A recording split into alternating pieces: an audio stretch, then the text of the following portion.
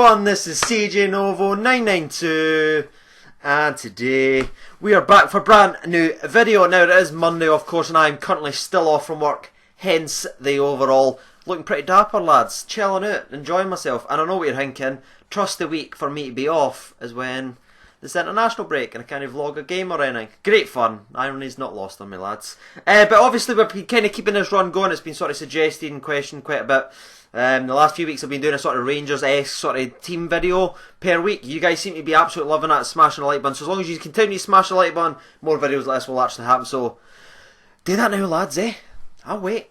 Hit the like button lads, it always helps. Help grows the channel. Let's get to 5k as soon as we can. I think we're at 4.5 now or something like that, or just slightly under that. So if we could get up to that as soon as possible and get over it, we will absolutely continually smash the channel and let's see how far this bad boy can go. But you can probably tell by the title of the video and the name of that squad, there's of course going to be the most underrated players. And Alice actually stole this idea from one of my subscribers in the comments of my worst Rangers team. I can't find the comment now because there was quite a lot of comments in there, so I might, after this I might go back and look through it, but I did genuinely look twice and I couldn't find it on my phone because I was going to screenshot it and just go, because I'm lazy. But shout out to you, whoever you are. It is obviously going to be the most Rangers underrated. Now, as usual, I'm just going to keep it as like a 4-4-2 style, sort of 11. And here we go. Starting off with the goalkeeper now. There was a couple that actually came in my mind and I was sort of thinking this, that, this and that. But to be honest, there's no one I think polarised, especially maybe in recent mind, because I want to bring out recent players as well, including the old. I'm actually going to go with Fotheringham. Now, Fods, especially when Julksy was here, people were slating in my comments. Every time I've done a Rangers review for the entire season, there's always, get Julks on, Fods is shite, Fods can't do that, Fods can't do this. I think he's severely underrated. I think now that Julksy's gone, you're starting to see there is a slight change and you're thinking, actually, where would we be off without Fotheringham? They say like Czech saves 10 points a season and all that stuff. How many points has Fotheringham actually saved us overall with his phenomenal saves? And I think with the new Kalashina, Gambit taught me on Twitter. I think like you've noticed in the very first game that he didn't seem to get the ball with his feet too much. He kept it quite low and he carried on from there. And literally what he was doing as a goalkeeper is a good shot stopper. A lot like Shagger used to be. But I think Fotheringham, yeah, that's who I'm going to go with, the most underrated. Boom. Right back. I'm actually going to go with a guy called Maurice Ross. Now, some of you might not actually remember him. I think he played, what age would that have been? I'd have been about 9 or 10, so maybe 2000, 2001. My main sort of memories of him at this point is like this is when he was young. He had a lot of hype around him, like this is the next Scottish right back and stuff like that they used to say. And he was very, very solid. I believe he played for Rangers for about 3 or 4 years, but I think he only played in the main team for like 2 years, and then he got went downhill. So he started up really high, and I think that's where I'm going to be talking about. And then I think he got either injured or whatever, and he just got dropped or replaced. I think that's why he's underrated, because I always remember him during that like 1 or 2 season spell where he was absolutely solid as a rock. And solid as a rock right backs is not something we've always really had. And I think he's one of the most underrated. One of my actual memories has been at the Hampden with my dad and watching the game. And it was the title celebrations at the end, and obviously they walked around the park and stuff like that. I was kind of near the front, and he just kind of looked at me. We shared a moment, and he pointed, and then he went like that and kissed the badge, and I was like, you know what? I like you. That's always stuck me since I was a wee boy. So yeah, Maurice Ross, most underrated right back. Boom. 2 centre backs are pretty easy to actually think and actually do it. Someone is actually rumoured to be the Rangers boss as well, or a part of it, and that's going to be Alex Rae. I'm going to put right centre back, and I'm going to put Craig Moore, who I've spoke about quite a lot on the channel already. Oh, phone sort of going a little bit there. And who I've talked about in the channel recently and throughout my actually probably term, because that's really, really rated Craig Moore. I don't think he gets any of the credit he deserves. But let's talk about Alex Rae first. And Alex Rae came sort of at his end of his career, sort of like the Davy Weir-esque. But yeah, as Davy Weir was held in such high regard. Not anymore though, because he's a snaky little bitch.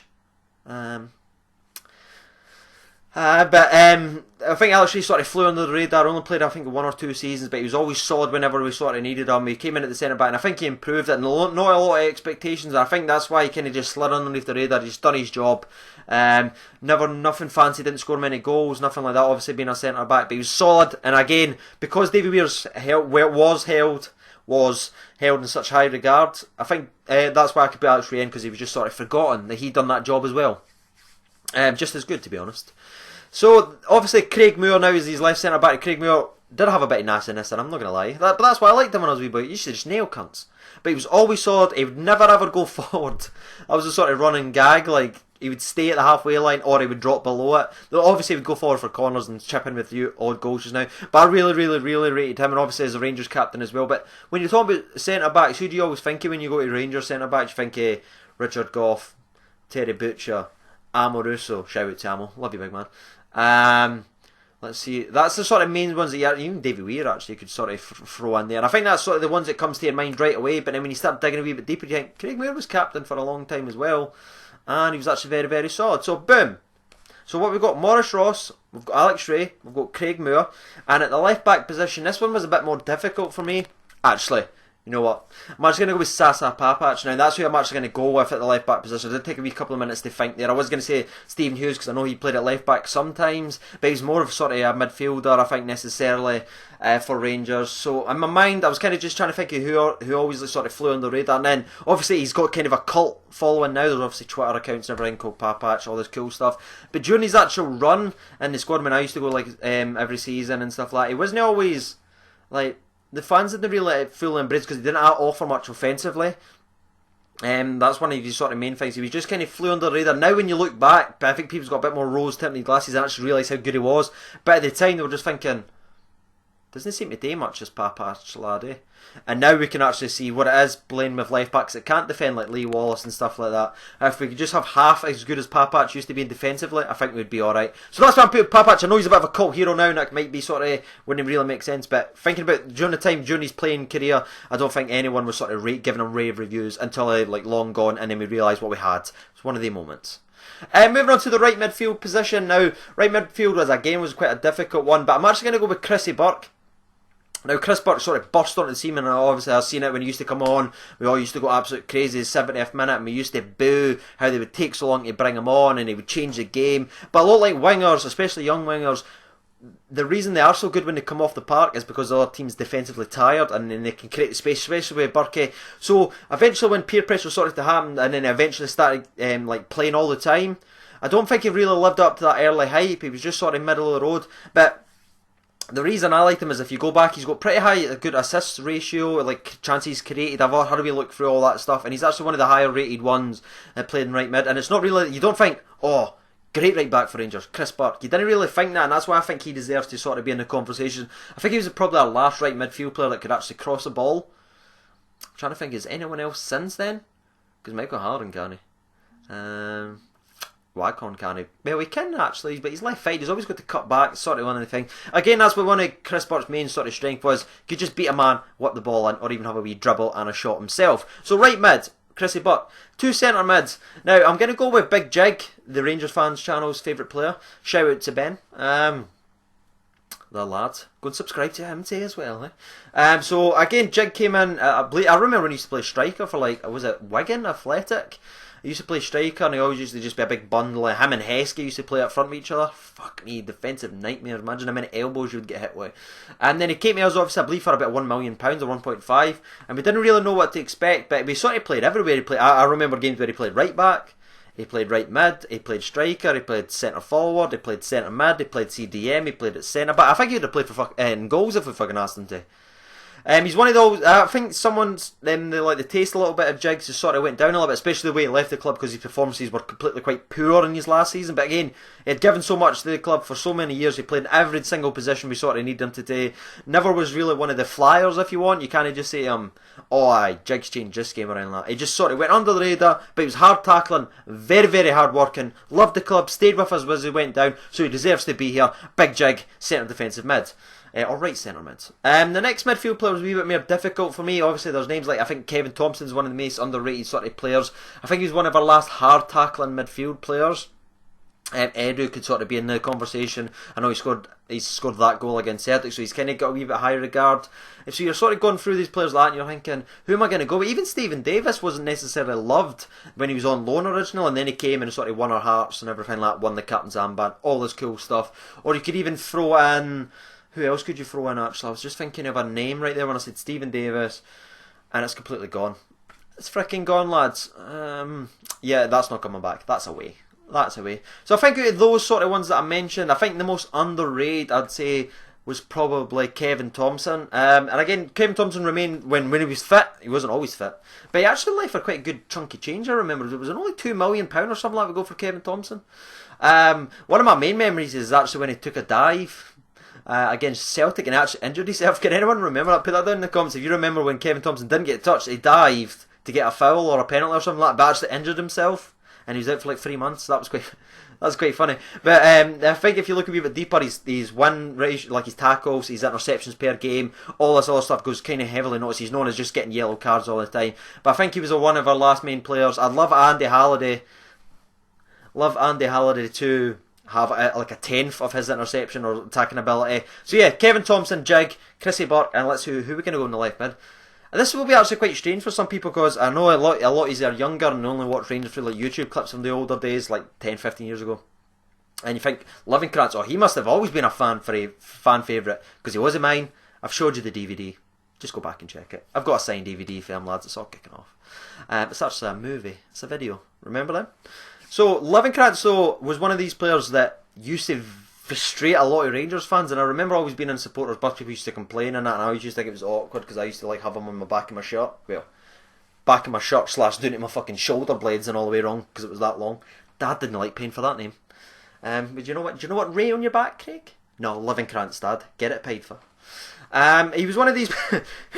He was one of these players that always sort of like split the fans right down the middle. Obviously, he scored the goals against them, like against Celtic a lot of times, and that won his favour. But there was other games where he would go missing, if you want, or didn't necessarily perform every single time. He used to get booed, he used to get frustrated. My dad used to go crazy. There was a lot of people that had that. But I think now that he's gone, and you sort of realise when you look back at sort of his career sort of thing, and how many goals he scored, and how many big games he actually scored in Villarreal, all that other stuff in the Champions League, how many games he carried us, the overhead kick versus Aberdeen. When you look back, and you think, we didn't really know what we had when we had Livenkrantz, so maybe we should have been a wee bit nicer to him. I still remember loads of people celebrating when he got sold to Schalke, and I used to hate it. Like when I was at school, everyone was like, fuck, he's gone, plays 1 out of every 3. He's kind of like Barry Mackay a little bit, how everyone says Barry Mackay plays 1 out of 5 games. Livenkrantz, what people used to say about Mackay used to say about Livenkrantz. I know that may be hard for some of you younger fans to feel here, but that's the truth. Put that down below if you're old enough to remember that, like I am. The two strikers I'm going to go with, the first one I'm going to go with is Shota Avalatse, pretty much because he had a very, very good goal scoring sort of ratio, but he was two-fide, he could go either way. Dunno, lads, dunno. Like I said, he did score in a lot of the big games, and he actually scored a lot of goals. I always remember him missing a penalty against Celtic in one of the cup finals. That was very frustrating, but that's not really a great memory to have. But you think of him, and he's not one of the main strikers you sort of think of. I know we're getting more of the digital age and the Twitter age, you can see him dancing and stuff like that, so he's become a wee bit more of a cult hero. But again, he's one of those players that people weren't really excited about. I don't know if it was because he was the most, didn't have the biggest personality on the park or whatever his name, or like whatever it was about the fans, but they just didn't always take to him always. Like, there was a bit of groans now and again whenever he was sort of announced. People preferred other players to be playing, but I always liked him, and I think he's one of the most underrated players for the Glasgow Rangers. Next one. This one's going to be controversial right off the gate, but again, it was someone that I really liked when I was growing up as well, and that's going to be Tol Flo. Now, again, before he's commenting and say anything, lads, you younger sort of fans will just look back to people like, you've been programmed to think the £12 million flop for Rangers. He scored 29 goals in like 51 games for Rangers or something like that. I think it's something like that because I know I've talked about Flo before in one of my videos. So I think it's round about that, or maybe 29, 52, 53, 54. Something like that, but it's 1 every 2 games that he scored, which is a tremendous goal scoring ratio. That's like the same as Gary Hooper and everything like that. Even though Hooper for Celtic sort of regarded as one of the best strikers to play in Scottish football. If he'd have stayed, he'd have bet Chris Boyd's record. I've seen one of the crazy headlines. Where is he now? Where is Gary Hooper? I don't know. Super Hooper. Mars. Don't know why we're talking about Hooper. But yeah, Tol Flo, again, he's sort of unfairly regarded as a £12 million flop. But if you look at the goals he scored in the big games he scored in, his goal scoring ratio, it wasn't his fault. He didn't ask to be paid £12 million. That was the club. That was Dick Advocaat. That was like silly money back then. We know where the money came from now. Watching documentaries. Didn't really work out for us. But again, he's just one of these players that seem to rate. I can see him getting made feeling on the comments saying, like he was announcing as one of the worst players when I was making my last Rangers video, and the worst Rangers players. And someone was like, "Ha, put Flo in. He's one of the worst strikers ever." And I looked at him. He looked about 12. The guy who was commenting that. Probably never even seen Tol Flo play in his life. Flo was actually really good. Both fights. Look at his goals for Chelsea and everything like that as well. He was fantastic. We bought him for too much money and we sold him at a loss because we couldn't afford that sort of money. We had to recuperate. That's why if we'd have just bought him for £3 million or something like that, we'd have been like, fuck me. And he'd have played a long time at Rangers. But I think he went to Sunderland, played well there and all this good stuff. So he went on and done good things. And at Chelsea, go back and look at him at Chelsea. He was absolutely phenomenal. And at us again, so that's why I kind of get a bit ranty there. But yeah, it annoys me when like 12-year-olds are like, oh, Flo was shite. I'm like, you didn't get who fucking Flo is. You're just like reading headlines and be like, oh, Flo is £12 million, flop. But yeah, that's my video, that's my 11. Who's in yours? I think only one person sent in a Twitter sort of thing, so if you didn't actually get that one in, it's your own fault, lads. So let's just check. I believe it was, let's have a wee look. I believe it was Strachan, actually. Actually, there's actually some more been sent in, actually. So let's have a wee look. Shit, there's so many been sent in now. Oh no. Right, I'll try and race through them because this video is already 16 minutes long. So, Strachan, SSS Strachan said DeMarcus Beasley, good shout. I actually really like Beasley. Remember his goal versus, his pass for Kuzan. Someone else it could have actually been put down as an underrated striker for Rangers against Leon. Some great games there. Ingrid Smith came in and said Claudio Ranieri. Probably before both our time again. I wasn't really wanting to comment on that because I can't really remember seeing him. And Cameron Robb put Morris Edu, someone I did actually mention, I believe. And Cammy put Black. Thought he was good in the midfield. Shame he got kicked out of the club. Yeah, I don't agree with that. I thought Black was utter garbage. So yeah, that has been your guys' thoughts. That has been mine. So if you could smash the like button, subscribe, drop some comments in. Let me know if you're watching this video. Make sure to be letting me know yours down below. And put Iron Brew in the comments, lads, if you're there. It's feeling Scottish. Baby Bell. So yeah, I've been CJ Novo92. Thank you for watching. And bye-bye.